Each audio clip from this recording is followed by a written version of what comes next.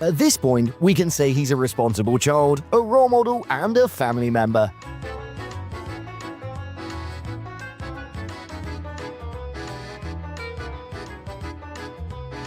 Don't take things personally, he's in charge.